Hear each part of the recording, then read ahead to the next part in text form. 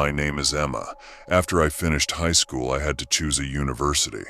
I had always lived with my parents until I was this age. I chose a university in a distant city to learn how to get out of my comfort zone and make a living on my own. Now I am a senior at university.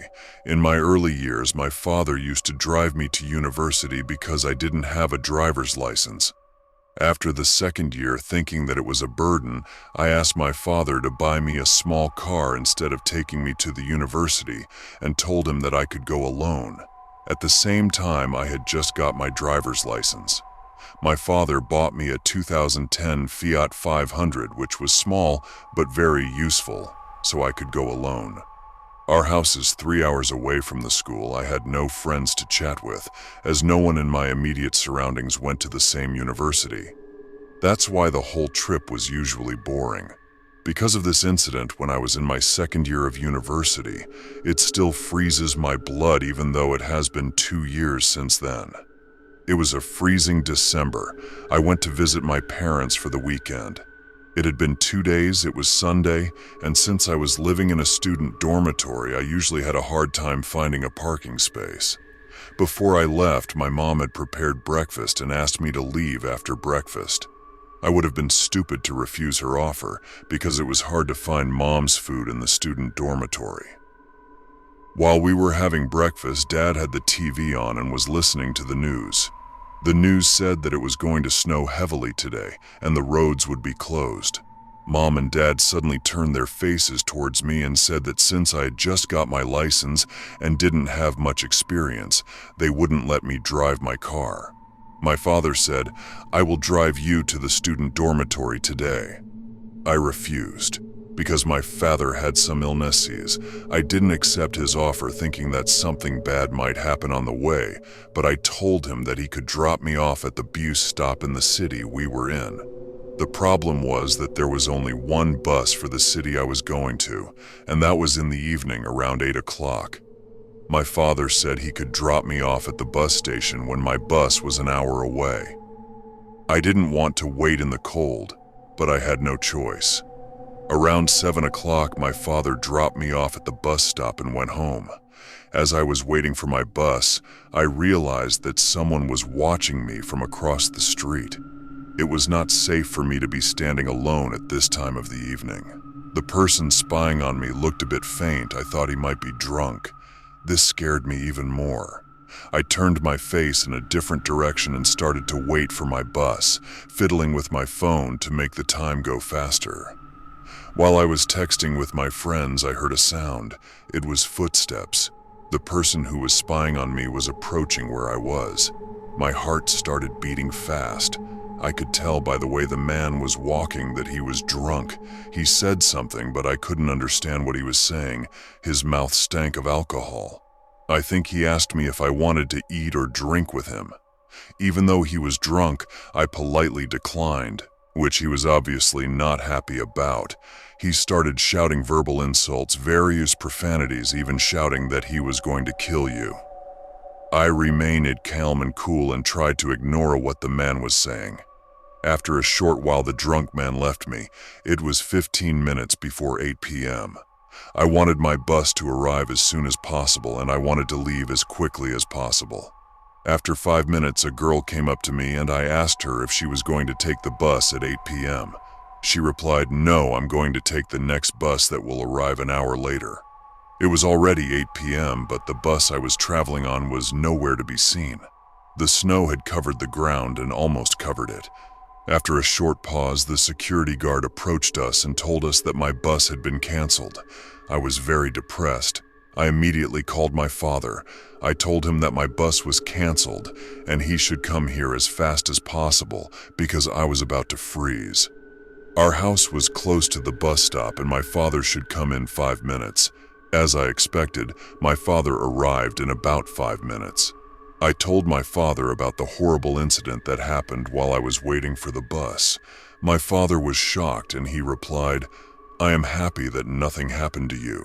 And then my father told me that we had to go to the market because there was no bread in the house. After going to the market, Dad and I went for a little walk and came back home. The table was ready and waiting for us. I was ravenously hungry, waiting for the bus. Immediately sat down at the table, and as usual, my father had the TV on and was listening to the news. What I heard on the news made me freeze in my tracks.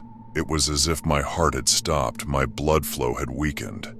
According to the news, an hour earlier there had been a murder at the bus stop where I was waiting. A girl had been brutally stabbed to death. After describing the murder, the news channel showed pictures of the murdered and the murderer. The murdered person was the girl I asked if she was going to ride my bus with me, and the murderer was the person who verbally harassed me and shouted that he was going to kill me. Maybe he killed that girl thinking she was me. If I hadn't called my father, if I hadn't listened to the security guard, if I had waited for the bus to arrive, I could have been me instead of the dead girl.